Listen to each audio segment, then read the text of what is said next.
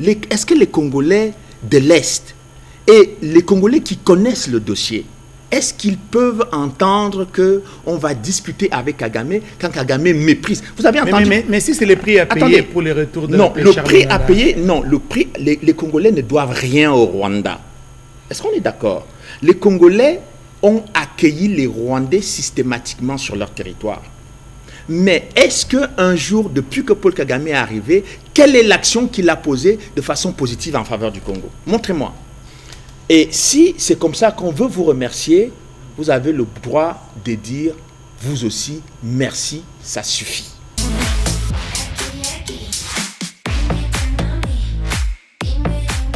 Sécuritaire en République démocratique du Congo avec à la clé 10 millions de morts et plus de 500 000 femmes violées, éclatement programmé de la RDC, massacre des populations dans le Kivu et pourquoi le silence ou l'inaction de la communauté internationale, surtout quand la RDC fait face à des velléités expansionnistes de ses voisins, notamment du Rwanda.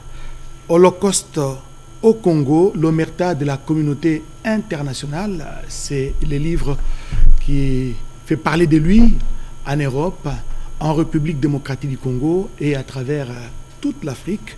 Son auteur, Charles Onana, est à Kinshasa. Il nous fait l'honneur de venir nous parler justement de ce livre, Holocauste au Congo, l'omerta de la communauté internationale. Charles Onana, bienvenue. Merci de me recevoir chez vous. La RTNC est honorée de votre présence, surtout avec ces livres de près de 500 pages, Holocauste au Congo, l'omerta de la communauté internationale. Qu'est-ce qui vous a poussé à rédiger cet ouvrage? Eh bien, je tiens à vous dire que, en fait, dès mon premier livre, j'ai publié mon premier livre sur la région des Grands Lacs en 2002. Il était intitulé « Les secrets du génocide rwandais ». Et dans ce livre, j'ai consacré un chapitre au Congo qui était intitulé « Kagame et la guerre des diamants au Congo ». C'est-à-dire que le livre est paru en 2002 et le tout premier rapport des Nations Unies sur le pillage au Congo avait été publié. Et donc, je faisais déjà le lien entre l'attentat, parce que le livre portait sur l'attentat du 6 avril 1994. Vous voulez parler de l'attentat d'Abiyarimana? Oui, l'attentat contre 2 chefs d'État en exercice. Et je ne comprenais pas pourquoi on parlait des millions de morts derrière, enfin des massacres au Rwanda, et pas de la cause de ces millions de morts, donc qui était l'attentat du 6 avril 1994. Mais j'ai établi tout de suite un lien entre la situation du Congo et cet attentat.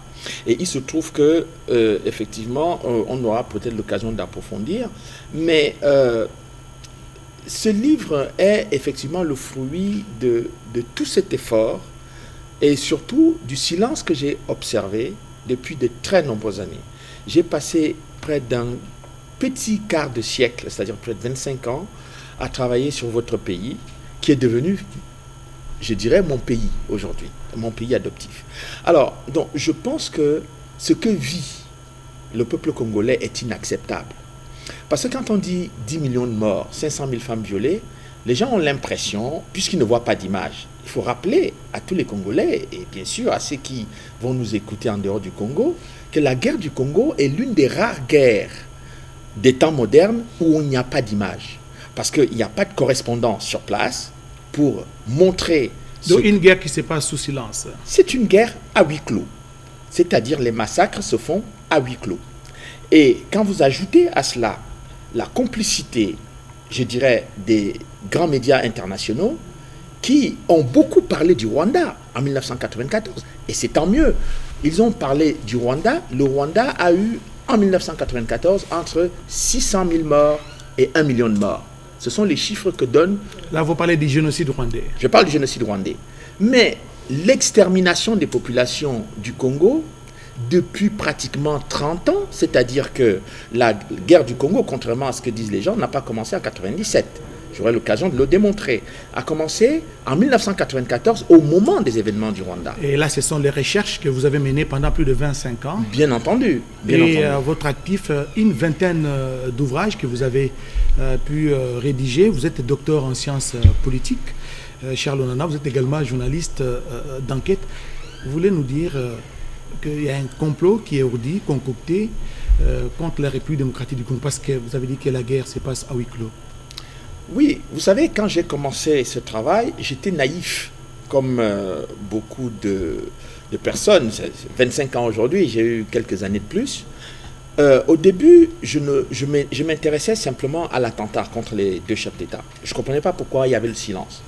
Mais j'ai compris par la suite parce que j'ai publié avant ce livre, un livre intitulé « Enquête sur un attentat » qui est en fait une enquête sur les différentes enquêtes qui ont été faites sur cette affaire-là. Il y a eu au moins 5 enquêtes. Donc 2 enquêtes françaises, 2 enquêtes internationales et une enquête de l'auditorat militaire belge. Et toutes ces enquêtes sont arrivées à la même conclusion, que c'était l'actuel chef de l'État du Rwanda qui était à la manœuvre. À la manœuvre. Paul Kagame. Oui, dans cette affaire-là. Bon, il se trouve que j'ai découvert dans les archives américaines et beaucoup d'autres documents une sorte de omerta qui était aussi organisée autour de cette affaire. Mais la tragédie du Congo est beaucoup plus grave que ce qui s'est passé au Rwanda. Et je ne veux pas par là faire une gradation dans soit le drame, soit dans les morts, etc. Mais ce qu'on ne peut pas accepter, c'est qu'aucun pays du monde entier, aucun peuple du monde entier ne peut accepter, c'est d'avoir plus de 10 millions de morts pour les Africains. C'est comme si vous avez pris la République centrafricaine et la République du Congo à côté et que vous avez rayé ces 2 pays de la carte.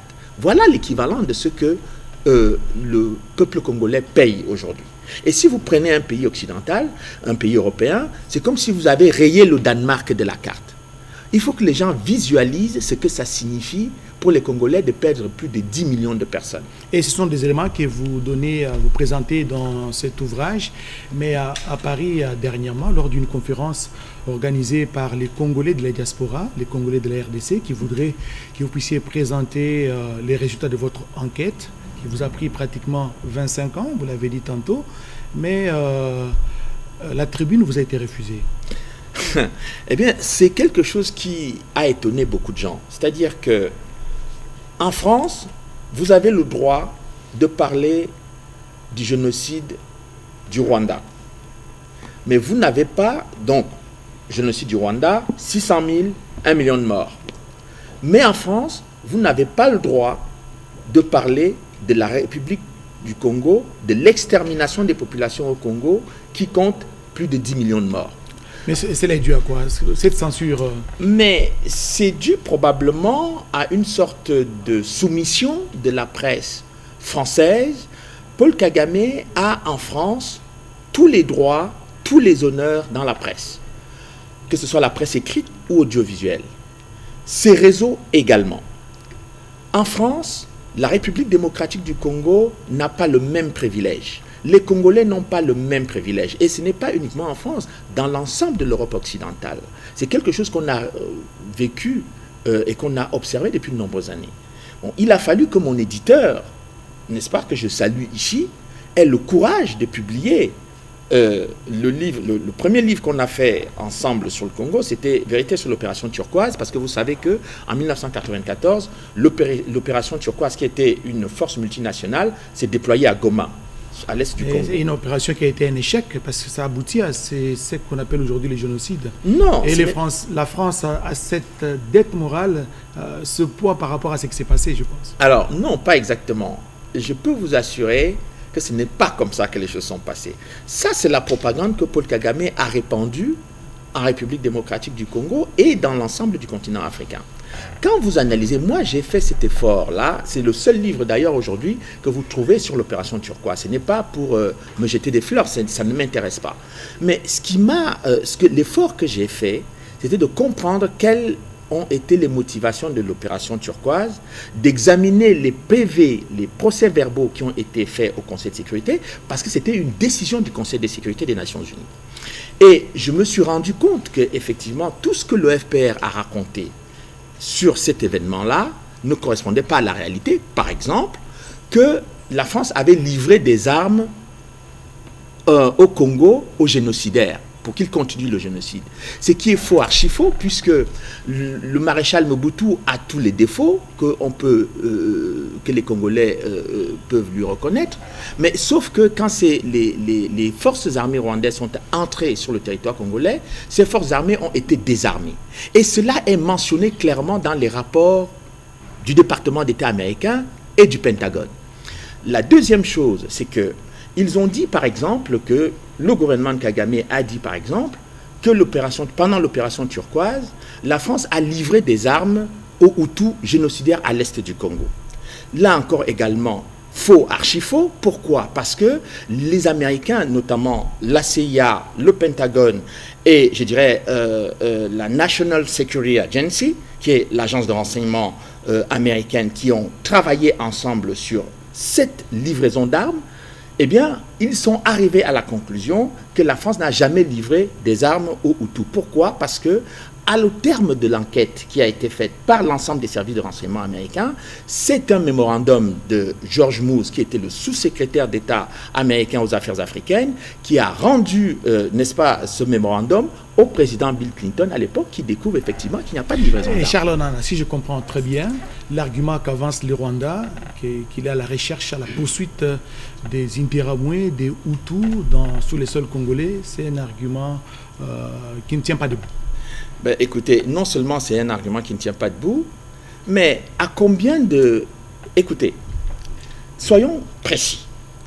Lorsque le président Kagame dit que des Interamwe sont venus à l'Est, donc qui ils appellent des Interamwe? Les Congolais sont bien placés, les Congolais de l'Est. Ils ont reçu des éléments des forces armées rwandaises, RDF, les phares. Ils ont reçu des réfugiés, des femmes, des vieillards, des bébés. Là, c'est en 94. En 94. Donc, ces gens étaient-ils tous des Interamwe? Un bébé de 6 mois était-il un génocidaire? Un enfant de 4 ans était-il un génocidaire? Un vieillard de 80 ans était-il un génocidaire? Alors, dans le terme vocable génocidaire, ils ont mis tout le monde, notamment les réfugiés. Deuxième chose, lorsque les Nations Unies ont rapatrié des gens au Rwanda, notamment le HCR a rapatrié des réfugiés rwandais, on n'a pas dit que c'était des génocidaires qui retournaient au Rwanda. Kagame n'a jamais dit que tous ces gens qu'il a qualifiés de génocidaires lorsqu'ils sortaient étaient encore des génocidaires lorsque le HCR les a rapatriés. Troisième élément, combien de fois les autorités congolaises ont renvoyé ce que Kagame appelle le FPR, parce que les documents aujourd'hui existent ici, en République démocratique du Congo, mais également dans les archives rwandaises et aussi dans les archives des Nations Unies. Donc, à combien de fois ils ont rapatrié ces gens et on a retrouvé ces mêmes gens revenir sur le territoire congolais. Donc, il va falloir que ce soit Kagame qui explique comment ce que lui, il appelle les FDLR, sont rapatriés, quittés le territoire congolais avec l'accord du Rwanda. Et quelques temps après, les Congolais retrouvent les gens qu'ils ont rapatriés de leur territoire sur le territoire congolais. Et la question que l'opinion se pose, 3 décennies après l'envahissement du Congo par toute cette population-là, où c'est Hutu, comme Kagame aime le dire, est-ce qu'il représente encore un danger pour le Rwanda? Parce que s'il y a un Hutu, un Interamo qui avait 15 ans ou 20 ans, à ces temps-là, ajouter 30 ans. Ils ont déjà 80 ans aujourd'hui pour beaucoup. Ils sont déjà fatigués. Bon, alors, vous posez une question essentielle, très importante pour les Congolais. Parce que d'abord, comme je venais de le démontrer, ces arguments ne sont pas sérieux. Mais les autorités américaines ont fait des rapports au niveau du Pentagone qui sont, moi j'en ai, je les ai, les copies des rapports, qui attestent qu'il n'y a pas eu de menace réelle sur de ces gens sur le Congo. Pourquoi? Sur le Rwanda. Pourquoi?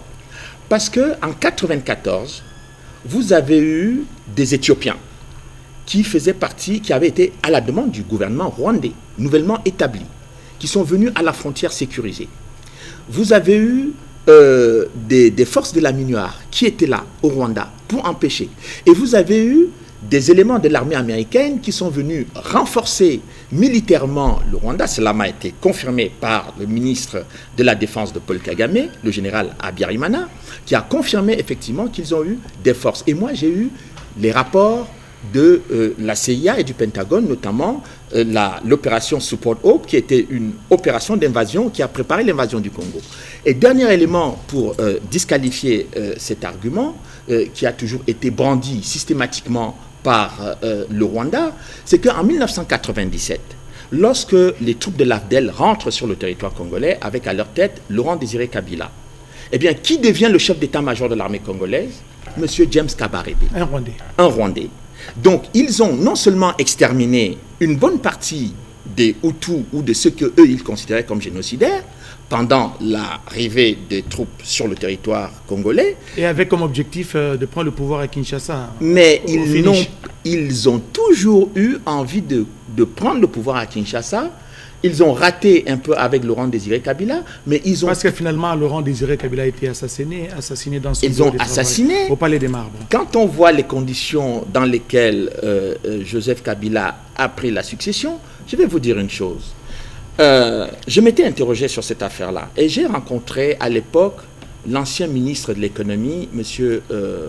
Victor Mpoyo, que beaucoup de Congolais connaissent, qui était un grand artiste. Il me considérait un peu comme son fils en France. Je lui ai demandé comment, dans quelles conditions Joseph Kabila a été installé au pouvoir.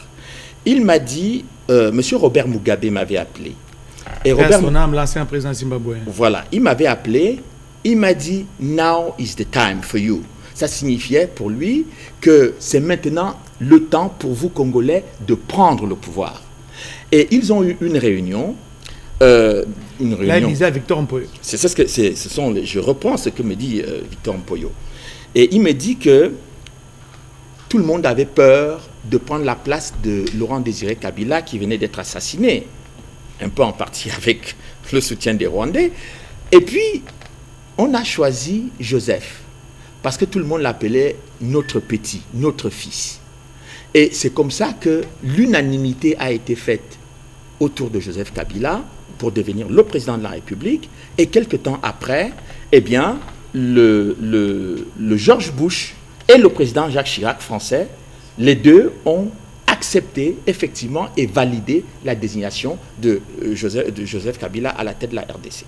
En tout cas, c'est une confidence que vous avez eue de Victor Mpoyo. Mais dans votre livre, vous avez juste à la page de couverture, les titres c'est Holocauste au Congo, l'omerta de la communauté internationale, et un sous-titre, La France complice.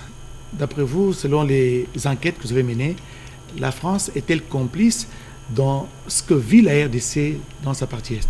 Alors, je dirais qu'il y a certains dirigeants français qui jouent le jeu du Rwanda. Il y a deux dirigeants français qui... Là, vous avez cité dans les livres le président Sarkozy. Oui, je vais revenir. Il y a eu deux chefs d'État français. Il y a eu le président Mitterrand, qui n'était pas d'accord avec ce qui était en train de se préparer. Et il y a eu ensuite le président Jacques Chirac, qui a remplacé le président Mitterrand, qui n'a jamais eu le moindre rapprochement avec le Rwanda. Il y a eu plus tard le président François Hollande, qui lui aussi a toujours tenu Kagame et le Rwanda à distance raisonnable. Mais il y a eu deux chefs d'État. Le premier, c'est M. Nicolas Sarkozy, qui a fait une déclaration fracassante 2009-2010 devant les ambassadeurs, où il demandait le partage des richesses. Et même lors de la francophonie ici à Kinshasa, il a dit le partage des richesses, tout et tout. Exactement, avec le Congo. Mais quelque chose que lui ne peut pas accepter en France, en tout cas que les Français n'accepteraient jamais. De partager leurs richesses, par exemple avec le Portugal, ou la Grèce, etc., ou l'Italie. Personne n'accepterait cela en France. Mais lui, il arrive au Congo, il considère par exemple que les Congolais doivent partager leurs richesses, alors que c'est le Rwanda qui agresse le Congo. Et que les rapports des Nations Unies sont sur la table, qui démontrent effectivement que le Rwanda pille les richesses du Congo. Et donc, aucun reproche au Rwanda, mais tous les reproches, et même des demandes au Congo. À part Sarkozy, vous avez cité aussi l'ancien président Bill Clinton. Oui, Bill Clinton, pour lui, c'était clair. D'ailleurs, vous vous souvenez que sa femme était venue ici, en République démocratique du Congo, sur les viols. Hein, elle a vu des images sur les viols des femmes congolaises. Et elle a dit, il faut que les Congolais passent l'éponge. Vous imaginez, ils n'ont pas passé l'éponge sur les 600 000 Rwandais, Tutsis qui ont été tués au Rwanda, mais pour les millions de Congolais et les 500 000 femmes violées, ils demandent aux Congolais de passer l'éponge. Vous aurez remarqué que les Congolais, quasiment, c'est comme si leur vie ne comptait pas, c'est comme si le fait de violer des millions de femmes au Congo, c'était un non-événement. Et puis, il y a eu le président Macron qui est venu ici, vous l'avez vu ici. Non seulement il s'est rapproché du Rwanda, il est allé se prosterner au Rwanda, ce qui est une bonne chose, mais surtout, il a créé une altercation. Il est venu quasiment sermonner le président Tshisekedi. Vous voulez parler du récent point de presse qu'il y a eu bien entendu. Entre le chef d'État. Mais écoutez, c'est quelque chose qui ne s'est jamais vu sous la Ve République. Vous prenez tous les présidents de la Ve République, aucun de ces chefs d'État n'est venu avoir en Afrique une altercation avec son homologue africain. D'autant plus que ce jour-là, quand même, le président Macron a été très bien reçu à Kinshasa. Donc, vous ne pouvez pas être bien reçu à Kinshasa et organiser une altercation avec votre homologue. On peut considérer ça comme étant un incident diplomatique. Mais ce n'est pas seulement un incident diplomatique. C'est une distorsion fondamentale dans la diplomatie française, parce que la diplomatie française, jusque-là, a toujours été réputée comme une diplomatie très élégante, où les gens ont un minimum de respect et de considération pour leurs homologues et pour leurs pays partenaires. Donc, quand on arrive à Kinshasa, grand pays de la francophonie, qui est victime d'une extermination des populations, avec des viols massifs de femmes, des crimes massifs qui sont répertoriés, recensés par les Nations Unies, et vous venez parler comme ça au président de la République, c'est quelque chose qui a choqué les Français. Donc, je peux simplement dire que cette attitude-là, on l'a vu, eh bien, tout le monde, et il n'est pas le seul. C'est-à-dire, vous prenez par exemple M. Louis Michel, qui a été commissaire européen. Tous, ils sont venus ici à Kinshasa, on les a entendus. M. Karel de Gucht, je crois, exactement. Ils ont tous considéré qu'ils ont toujours des critiques à formuler aux Congolais. Et à aucun moment, vous ne les entendez critiquer le Rwanda. Et à aucun moment, vous ne les entendez dire que ce que le Rwanda est en train de faire contre le Congo est une violation du droit international. En suivant justement ce que vous dites, Charles Onana, il y a la guerre entre la Russie et l'Ukraine. Bien sûr. C'est toute la presse internationale qui en parle. Il y a même des aides qui sont en train d'être acheminées, non seulement en Ukraine, pour appuyer l'armée ukrainienne, mais aussi à Gaza. C'est une mobilisation internationale. Mais la guerre au Congo, c'est une guerre qui se passe à huis clos. C'est comme il y a une sorte de deux poids, deux mesures entre ce qui se passe de l'autre côté de l'Occident et ici au Congo. Je vais peser mes mots dans ce que je vais dire. Il n'y a pas eu 1 million de morts en Ukraine. Les morts ukrainiens sont très importants et on a raison d'aider les Ukrainiens. 10 millions de morts au Congo, qu'est-ce qui justifie l'attitude qui consiste à demander aux Congolais de discuter, de négocier, d'apaiser, de se calmer? C'est-à-dire qu'en fait, on demande aux Congolais de ne même pas avoir le droit de pleurer leur mort. C'est ça dont il est question. On demande aux Congolais de ne pas s'exprimer. C'est-à-dire que vous avez vu quelqu'un qui perd un être cher et qui n'a pas le droit de pleurer. C'est-à-dire que si les Congolais essayent de manifester la colère, eh bien, on va dire aux Congolais, mais non, ce n'est pas comme ça qu'il faut faire. C'est-à-dire qu'on doit dire aux Congolais le type de comportement qu'ils doivent avoir en ayant 10 millions de morts sur les bras. Donc, on est dans une situation aujourd'hui où, quand je dis que je pèse mes mots, il y a un mépris, je dis bien un mépris, vis-à-vis du peuple congolais qui est inacceptable. Et il est important que le peuple congolais regarde cela en face et sache que, eh bien, ils n'ont pas d'amis dans ce qui est en train de se passer contre le Congo. Ils n'ont que des ennemis. Et ces ennemis-là, aujourd'hui, ils ne peuvent reculer que si le peuple congolais se lève et dit « maintenant, ça suffit ». Vous savez, je vais terminer là-dessus. Il y a un petit proverbe africain qui dit « quand vous marchez avec un aveugle qui a l'air d'être... » parce que tous les aveugles ne sont pas gentils. Quand vous marchez avec un aveugle qui est... Tous les aveugles ne sont pas gentils. Tous les aveugles ne sont pas gentils. Sinon, ça se saurait. Bon. Donc, quand vous marchez avec un aveugle qui n'est pas gentil, de temps en temps, il faut lui écraser l'orteil pour qu'il sache qu'il ne marche pas tout seul. Donc, pour l'instant, eh bien, le Rwanda n'a pas encore eu mal à l'orteil et donc ils ne peuvent pas comprendre que ce qu'ils font aux Congolais est extrêmement grave et très douloureux. Charles Onachi, je vous comprends très bien parce que les chefs de l'État, Félix-Antoine Tshisekedi Tshilombo, avaient privilégié plusieurs options, n'est-ce pas, face à cette crise qui s'écoule à partie est de la RDC. Il y a l'option diplomatique et la dernière des options, c'était la guerre. D'après vous, faudra-t-on continuer avec la diplomatie, le dialogue, ou il faut, comme vous avez parlé de l'orteil ici, il faut parfois, comme l'aveugle n'est pas gentil, il faut les piétiner par l'orteil pour qu'il sache qu'il y a quelqu'un à côté de lui. Je pense que le président Tshisekedi n'a pas eu tort de commencer par apaiser la situation en pensant qu'il avait affaire à un adversaire qui était correct. Il a dû lui-même se rendre compte qu'il n'a pas affaire à quelqu'un qui est correct. Ce n'est pas quelqu'un qui est très civilisé, M. Kagame. Bon, ce n'est pas moi qui le dis. Hein. Je pense que quand vous écoutez ses opposants, vous pouvez avoir beaucoup d'informations. Mais il a grandi en Ouganda, il a évolué, il a grandi en Ouganda. Vous savez comment on l'appelait, comment les Ougandais l'appelaient en Ouganda? Il était directeur adjoint des services de renseignement militaires. En Ouganda, on l'appelait Kagome. C'est comme ça que les Ougandais l'appelaient. Kagome, c'est le grand méchant. Donc, quand vous avez affaire à un grand méchant comme celui-là, mais vous voulez parler le dialogue de quelqu'un de civilisé, mais lui, il ne se comporte pas comme ça. Vous vous souvenez que Laurent Désiré Kabila a fait comprendre qu'il n'avait pas affaire à des gens très civilisés parce qu'il mène une guerre barbare ici. Et donc, je disais que le président Tshisekedi a eu raison de commencer par montrer la bonne volonté.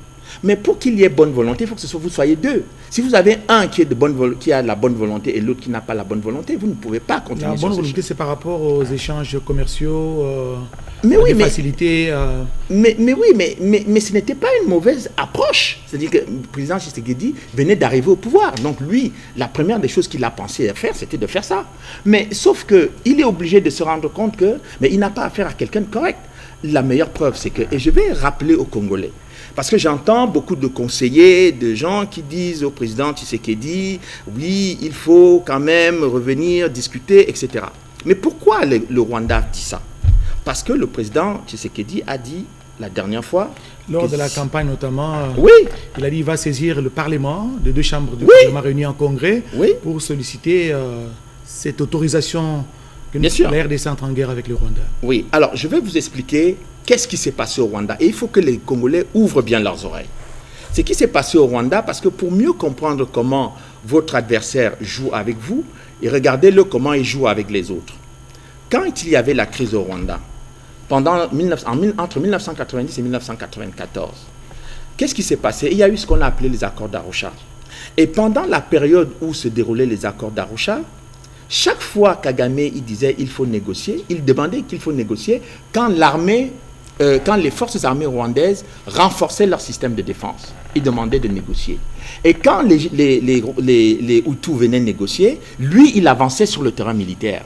Regardez bien ce qu'il fait à l'Est depuis. Depuis qu'il parle de négociation, que ce soit avec le M23, avec tous les autres, qu'est-ce qu'il fait? Lui, il avance militairement ses pions sur le territoire congolais. Mais Charles, on a justement, sous la médiation du facilitateur désigné de l'Union africaine, le président angolais João Lourenço, un dialogue se prépare justement entre les deux chefs d'État, un dialogue direct entre Tshisekedi et Paul Kagame. C'est pas une bonne chose pour le retour de la paix? Parce que la paix coûte quand même cher. Bon, combien d'accords de paix ont déjà été signés entre la RDC, les mouvements rebelles, y compris le Rwanda?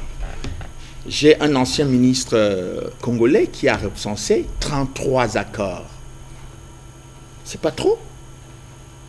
Qu'est-ce que les Congolais payent pour être constamment agressés, attaqués chez eux, et à chaque fois on leur demande de discuter? Pourquoi on ne demande pas? Moi je veux bien que le président Tshisekedi discute avec le Rwanda, etc. et tout ça, mais est-ce que les Congolais de l'Est, Et les Congolais qui connaissent le dossier, est-ce qu'ils peuvent entendre qu'on va discuter avec Kagame quand Kagame méprise? Vous avez entendu? Mais si c'est les prix à payer. Attendez, pour les retours de non, le prix à payer, non, le prix, les Congolais ne doivent rien au Rwanda. Est-ce qu'on est d'accord? Les Congolais ont accueilli les Rwandais systématiquement sur leur territoire. Mais est-ce qu'un jour, depuis que Paul Kagame est arrivé, quelle est l'action qu'il a posée de façon positive en faveur du Congo? Montrez-moi. Que ce soit ici même au Congo ou sur la scène internationale. Quelle est l'action qui a été posée en faveur du Congo? Charles, peut-être qu'il faudra adopter, le gouvernement congolais devra adopter cette politique des talk and fight. Absolument. Qui interdit aux Congolais d'utiliser la même stratégie que Kagame? C'est-à-dire, on va discuter, mais nous, on avance nos pions sur le plan militaire. Ou bien nous, on va discuter, mais on fait tout pour que vous sortez de notre territoire. Et d'ailleurs, je pense que la meilleure façon de discuter avec le Rwanda, c'est de mettre le M23 et toutes ses forces négatives pour ce cas, parce que ce sont les Wazalendo et les Congolais qu'on traite de forces négatives. Mais en fait, les forces négatives, ce sont les forces qui viennent polluer la vie des Congolais. Ce sont celles-là qui détruisent la vie des Congolais. Ce sont ces gens qui doivent être dehors. Ils n'ont pas vocation à vivre au Congo, ils n'ont pas vocation à rester Ils ont déjà en quelque sorte gouverner le Congo. Et la meilleure façon, vous avez dit, c'est de faire quoi? Mais qu'ils soient dehors, qu'ils soient hors, que toutes ces troupes sortent du Congo. Donc, il faut mener une guerre systématique. Oui, non, ce n'est pas... Là, je ne vous parle pas de guerre. Je vous dis que toute possibilité de discuter avec qui que ce soit doit répondre à un préalable, c'est que toutes les forces qui agressent, violent, tuent au Congo depuis 30 ans, sortent du territoire congolais. On a affaire à une violation de la souveraineté du Congo. On a affaire à une atteinte grave, lourde, portée. Vous vous souvenez, vous avez entendu, vous m'avez parlé de la guerre de l'Ukraine. Vous avez entendu les Occidentaux dire qu'ils voulaient des discussions entre M. Zelensky et le président Poutine. Ils disent qu'il faut attaquer, Ils ont donné des armes à l'Ukraine pour combattre contre la Russie, tout en sachant que les Ukrainiens ne sont pas en capacité de faire une guerre violente, ouverte contre la Russie. Mais s'ils sont capables de raisonner comme ça, pour un petit pays comme l'Ukraine, face à la grande Russie, comment un grand pays comme le Congo, face à un petit pays comme le Rwanda, on ne soutient pas le Congo par rapport à ce que fait le Rwanda? Et c'est le Rwanda qu'on soutient dans l'agression contre le Congo. C'est là où est le problème, c'est là où est le piège, et c'est là où les Congolais doivent être vigilants pour qu'ils comprennent que, eh bien, ils n'ont pas affaire à des amis, ils ont affaire à des gens qui veulent qu'on dépaisse cet éléphant. Parce que cet éléphant, la chair de cet éléphant est bonne, c'est le président. L'objectif, c'est la balkanisation de la RDC. Ils veulent détruire le Congo, s'emparer du Congo, et ils veulent un pouvoir faible à Kinshasa pour occuper durablement ce pays. C'est pas moi qui le dis. J'ai trouvé dans des rapports de l'Élysée et dans les rapports, les services de renseignement américains avaient établi un rapport en 1994, novembre 1994, et ce rapport a été adressé au président Bill Clinton. Je l'ai, la copie du rapport, dans lequel ils disent qu'il y a une volonté pour certains Tutsis. Certains, je ne dis pas tous les Tutsis, parce qu'il ne faut pas qu'ils racontent toujours des histoires, parce que quand ils veulent mentir, ils mettent tout dans le même sac.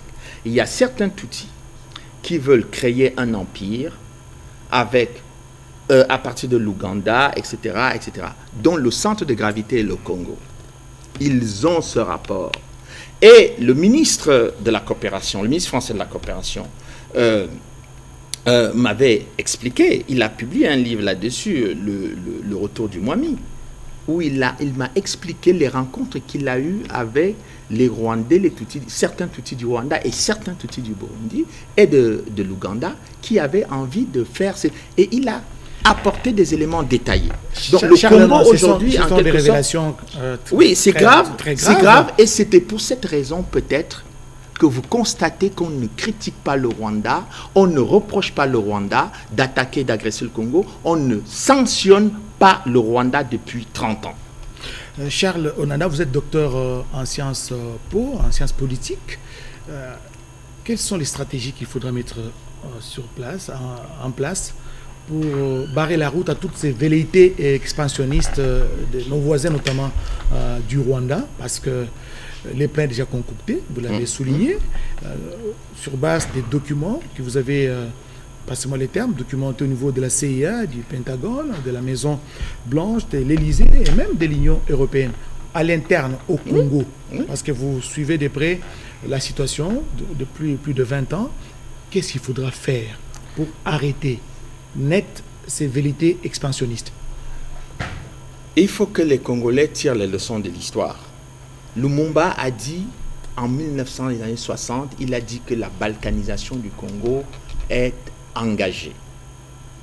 Le président Laurent Désiré Kabila, qui est venu avec ces gens et qui a payé cher de sa vie, je regrette toujours que les Congolais n'arrivent pas à constater que le président Laurent Désiré Kabila a payé cher de sa vie. Qu'est-ce qu'ils veulent? Ils veulent qu'on tue aussi le président Tshisekedi et puis qu'on tue tous les présidents congolais pour que les gens se réveillent dans ce pays? Non, il va falloir que les gens comprennent que le bon Dieu a donné beaucoup de richesses au Congo et tous les gens veulent s'emparer de ces richesses et détruire le pays et chasser les Congolais de leur pays si possible. Vous savez, au Rwanda, ils ont chassé les Hutus. Ça ne leur pose pas de problème de chasser des Congolais, surtout dans un pays riche. Donc, les surtout Congolais, dans les zones qu'ils occupent. Mais absolument, ce ne sont que des zones minières, etc. Donc, il ne faut pas que les Congolais aient peur de se mobiliser aujourd'hui. Vous savez, vous allez vous battre, vous allez vous déchirer parce que vous êtes en désaccord avec celui-ci, celui-là, etc., etc.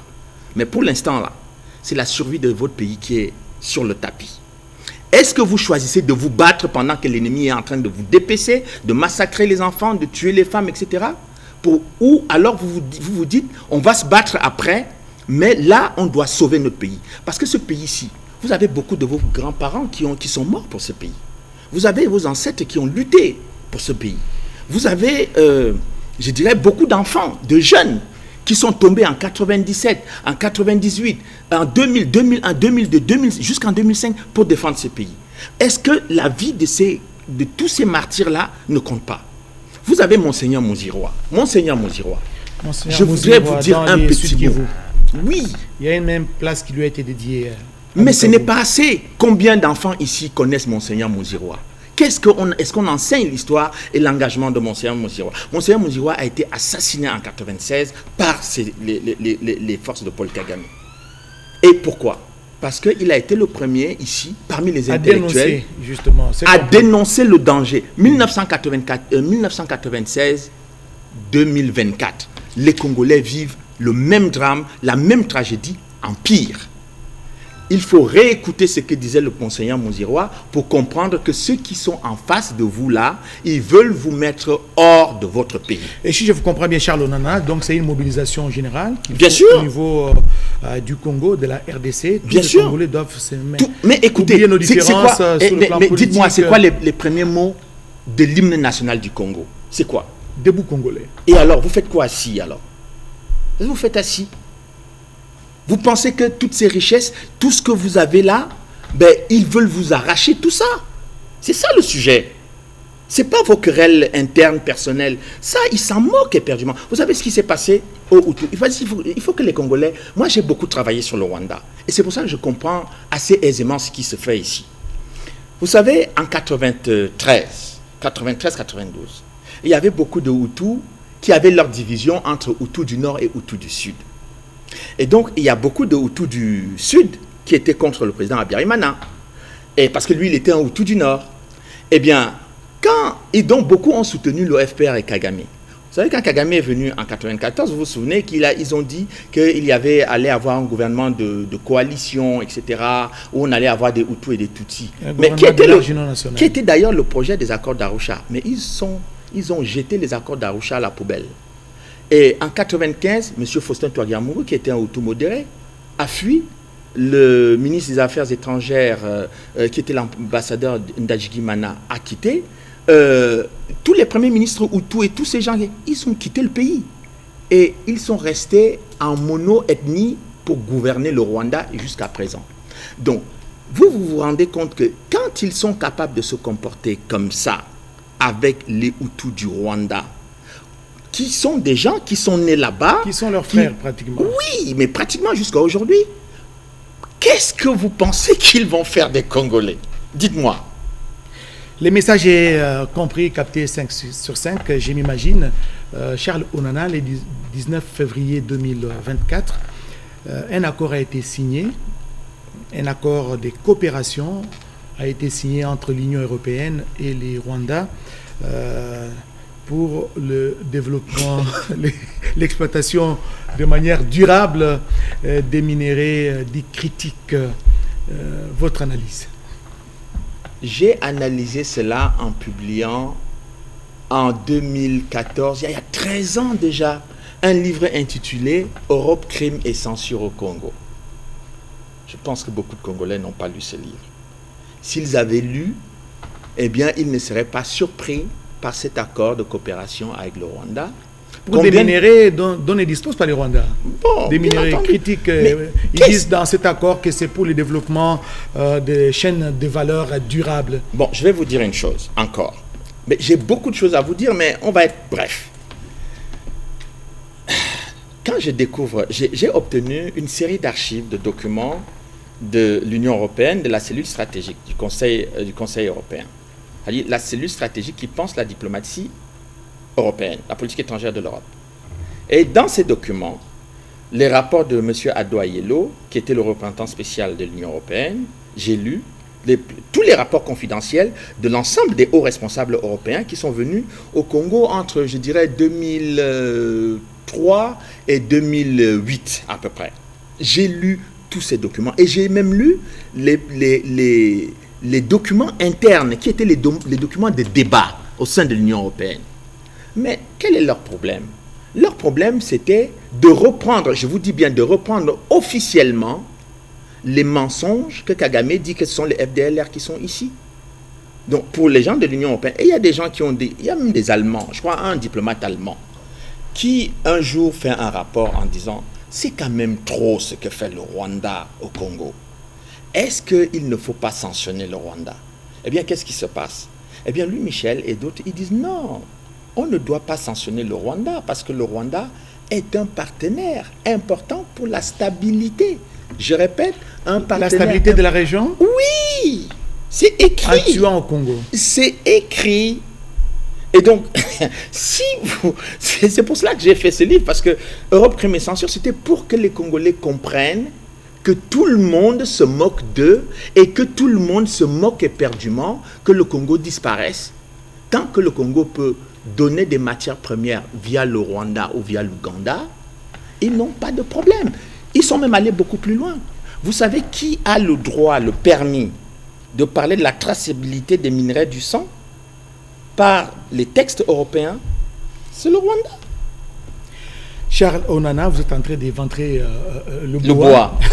Ben oui. Vous êtes en train d'éventrer les bois. Justement, cet accord entre l'Union européenne et les Rwandais a provoqué un coup de colère. Bien sûr. Au niveau des autorités congolaises. Oui.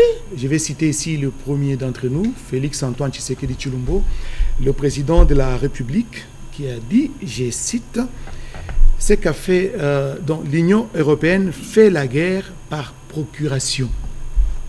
En signant un accord avec le Rwanda, c'est une façon de faire la guerre par procuration, donner les moyens au Rwanda de continuer à nous attaquer.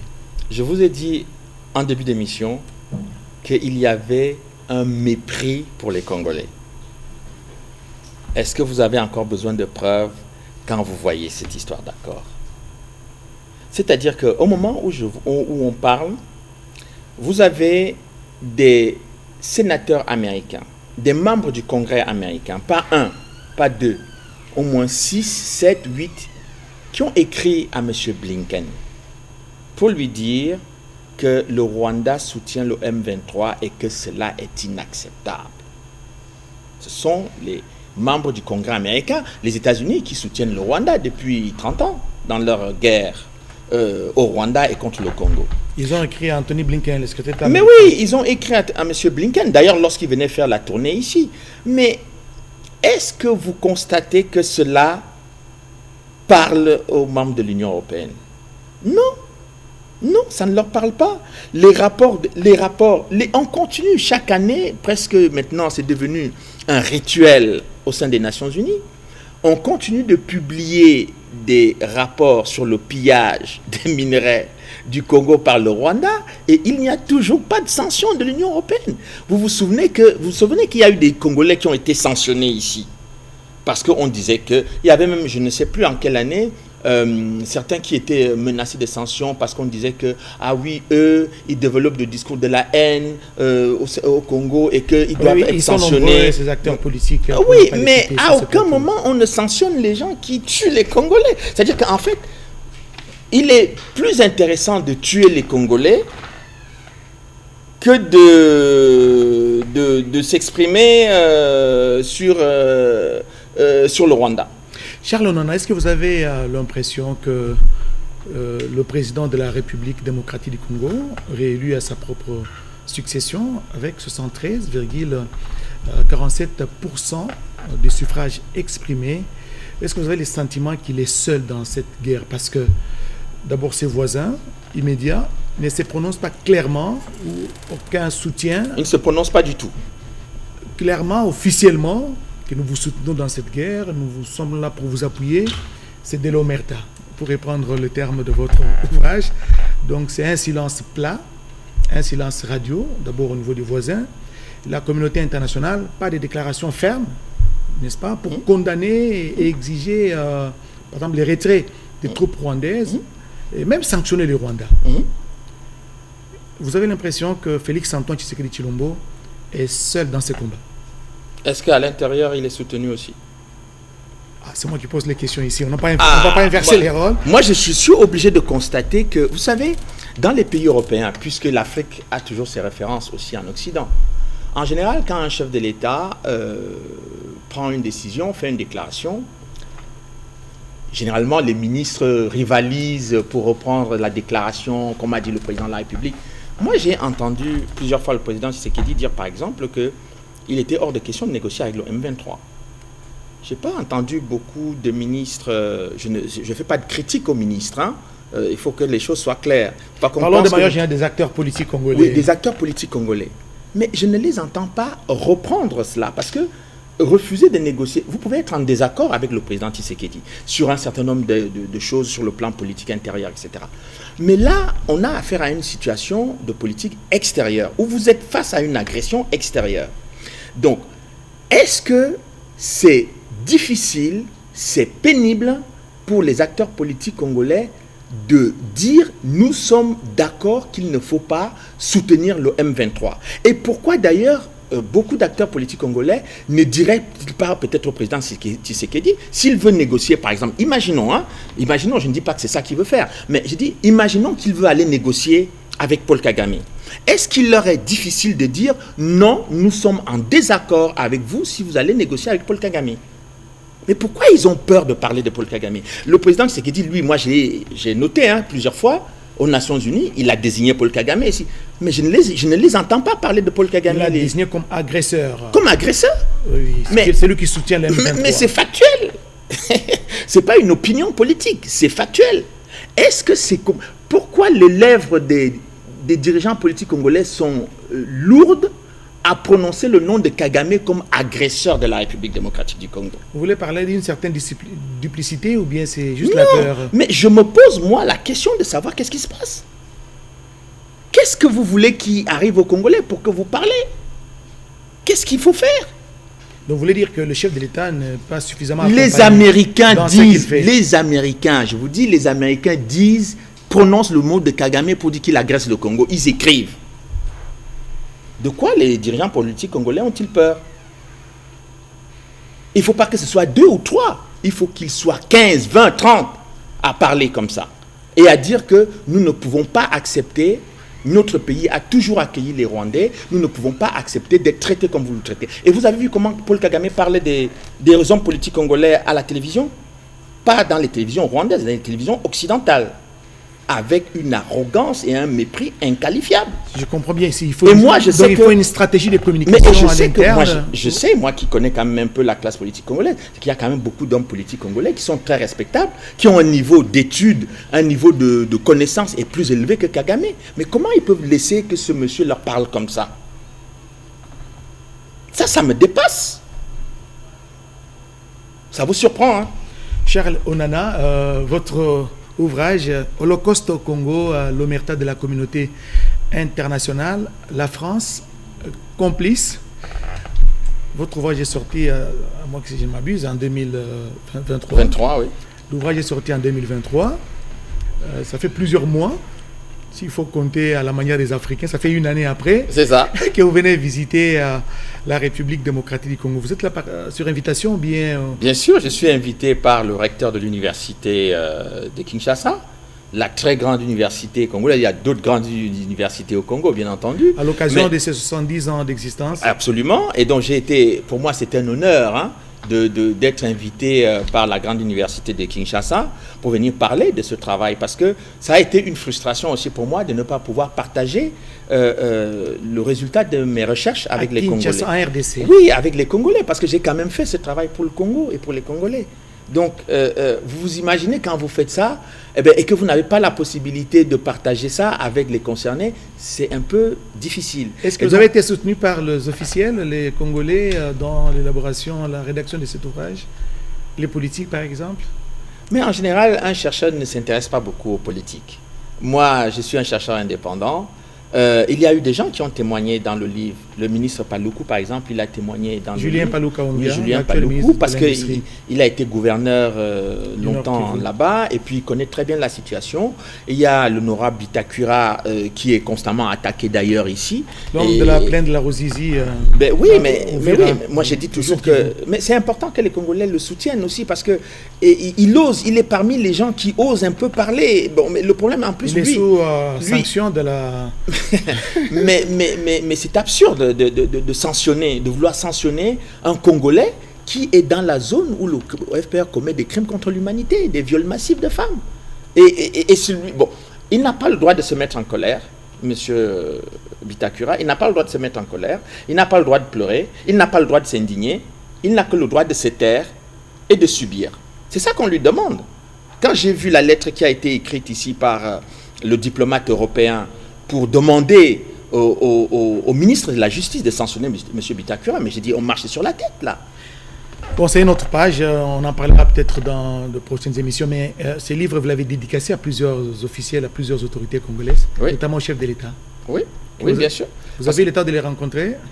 Ben, j'espère que je pourrais peut-être le rencontrer. S'il veut bien me voir, je le verrai sans aucun problème.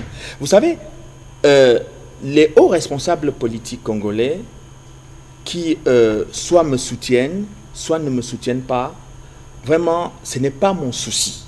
Ce n'est pas mon souci. Mon souci, c'est ce pays. C'est que ce pays soit sauvé, il soit protégé et que les citoyens de ce pays soient en vie, vivent normalement. Les chefs d'État passent, les ministres passent, mais le Congo doit rester. Donc, si les gens ne se battent pas pour le Congo, il n'y aura plus de Congo.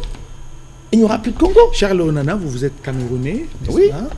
Vous vous intéressez à la RDC, mais les Cameroun aussi a des problèmes, peut-être plus que autant que la RDC, mais pourquoi seulement un intérêt sur la RDC? Alors, et vous ne parlez pas trop de ce qui se passe au Cameroun? Alors, on m'a toujours posé plusieurs fois la question, mais pourquoi? Bon, je constate qu'on ne pose peut-être pas ce genre de questions à un occidental qui travaille sur le Congo. On ne lui posera jamais pourquoi vous... Bon, moi, je suis mis toujours en situation de légitimité. Mais est-ce que j'ai le droit de pouvoir trouver que ce qui se passe au Congo est inacceptable, humainement parlant? Si j'ai ce droit-là, alors souffrez que depuis que j'ai pu consacrer près de 25 ans de ma vie à me battre pour le Congo. Et j'en suis fier. Et donc, s'il y a des Congolais qui veulent se battre pour le Cameroun, je serais ravi de travailler avec eux et de les soutenir aussi. Parce que d'ailleurs, si chacun pouvait faire ce genre de travail, comme moi je le fais librement sur le Congo, d'autres sur le Cameroun, sur le Rwanda, sur le Bénin, sur la Côte d'Ivoire, je ne sais où, eh bien je pense qu'il y aurait moins de problèmes. Mais si on laisse toujours les autres travailler tout seuls, et parce que quand vous travaillez sur le Congo, c'est pas l'idéal, hein, je peux vous dire. Hein. Et travailler sur le Congo, il n'y a que des coups à prendre, il n'y a que des choses, vous ne vous mettez qu'en danger, il n'y a pas quelque chose de très doux, sauf quand les Congolais vous soutiennent. Alors quand les Congolais vous soutiennent et qu'ils vous témoignent leur affection, comme c'est le cas, comme c'est mon cas, alors là, je me dis, ou bien je peux mourir en paix, j'ai fait mon travail. Voilà, les Congolais vous soutiennent. Vous êtes à Kinshasa à l'invitation de l'Université de Kinshasa. Vous allez animer des conférences à l'UNIKIN. Oui. J'ai vu dans le programme, vous serez également à l'IFASIC oui. et dans d'autres universités, d'autres places publiques. Bien sûr. Pour animer des conférences et présenter les résultats de vos laborieuses recherches, parce que ça vous a pris 25 ans. Oui. C'est toute une vie. Et apprendre beaucoup des Congolais, parce que c'est eux qui vivent sur leur chair ce qui se passe ici. Et puis, je vais rencontrer aussi beaucoup de victimes de l'Est qui cherchent à me rencontrer et qui veulent partager avec moi leur douleur et leur souffrance. Vous dites que travailler sur le Congo, parfois, c'est recevoir des coups. Il n'y a que ça à recevoir. Est-ce que vous recevez parfois des menaces dans ce sens-là? Ça fait 25 ans que je vis avec ça, comme une épée de Damoclès sur ma tête. Mais ce qui est paradoxal, vous avez rédigé un livre sur le Congo, mais dans les rayons de la plupart des bibliothèques, je parle de Kinshasa, votre ouvrage est quasi absent. Posez la question aux parlementaires congolais, posez la question aux dirigeants politiques congolais, posez la question aux responsables de ce pays, parce que moi, les intellectuels congolais que je rencontre et tous les étudiants, ils veulent le livre. Ils sont nombreux à vouloir le livre. Ils ne comprennent pas pourquoi un livre qui est destiné et dédié au Congo n'est pas au Congo. Il est censuré Je ne sais pas. Avez-vous l'impression que c'est censuré? Moi, je ne sais pas. Posez la question. Est-ce que votre éditeur a pu envoyer un stock de livres importants? Mon éditeur a fait tout ce qu'il a pu. Il est disposé à mettre les livres au Congo pour que les Congolais... Mais il l'a fait. Moi, je lui ai dit, je fais un livre pour les Congolais. Il a dit, c'est une très bonne chose. Et il m'a soutenu dans cette démarche-là. Écoutez, vous savez ce qu'il a fait, mon éditeur? Parce que j'ai entendu des gens... Quand on a su qu'on allait sortir ce livre-là, nous, on savait que le Congo, les Congolais étaient très contents d'avoir ce livre. Mais on savait que tous les ennemis du Congo allaient être mécontents. Qu'est-ce qui s'est passé? Il a envoyé des communiqués de presse dans tous les médias français. Aucune réponse. Et il a décidé... Les communiqués de presse n'ont même pas été traités? Non, rien. Il n'a même pas reçu d'accusé de réception. Et donc, quand vous imaginez qu'en France, vous avez une trentaine, une quarantaine de journaux, de médias, etc., bon, rien. Mais donc, qu'est-ce qu'il a fait? Il s'est sacrifié aussi, un peu comme moi, en achetant des affiches qui ont été collés dans tout le métro, les métros français et dans les métros belges. Donc les Français sont levés le matin avec Holocauste au Congo sur leur mur. Et c'est là qu'ils ont pris conscience que ce qui se passait au Congo était grave. Et ça n'a pas été déchiré? Non, ils ne pouvaient pas aller jusque-là. Parce que, bon, bon, la France est quand même un pays de droit. Et on ne peut pas faire ce qu'on veut, quand on veut, n'importe comment là-bas. Mais c'est sûr que si on avait placardé ça au Congo, il devait y avoir des gens qui allaient déchirer, ça c'est certain.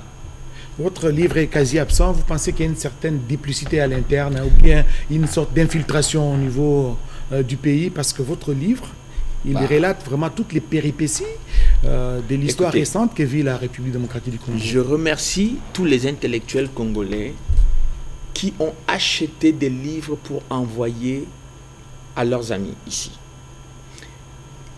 Qui ont fait des sacrifices personnels pour que les étudiants et certaines personnes puissent avoir le droit de lire l'histoire de leur pays. Ça, moi, je les félicite. Et je dis, pour le reste, posez la question à tous ceux qui ont la responsabilité de faire ce travail, parce que je sais qu'il y a des livres qui sont soutenus, à gauche et à droite, mais peut-être celui-là ne mérite pas d'être soutenu.